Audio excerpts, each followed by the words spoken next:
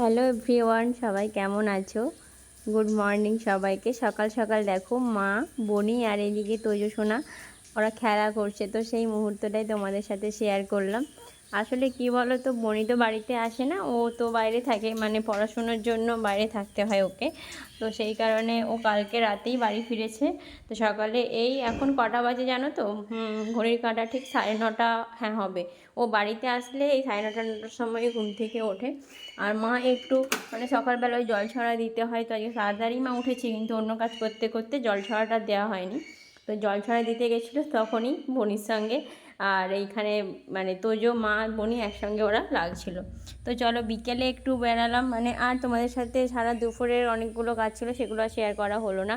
তো দুপুরে একটু এসেছিলাম, দুপুরে নয় দুপুরের পর বিকেলে একটু জামকুল আর পেয়ারা কিনতে। তো জামকুল খেতে সত্যি না আমার খুব ভালো লাগে, তবে আবার অনেক জামকুল হয় না কষা কষা, বাপরে সেগুলো আবার ভীষণ কষা লাগে।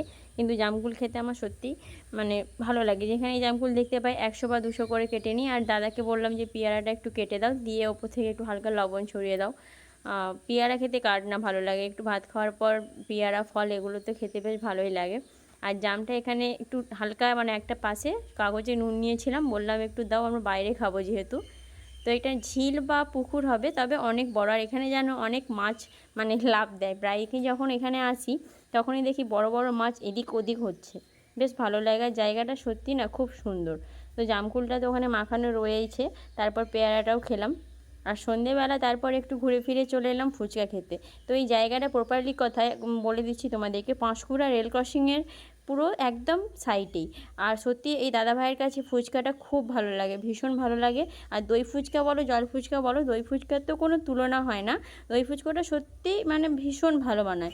ওই জন্য এখানে যখনই আসি দই ফুচকাটা আমি বরাবরই খাই আর কি।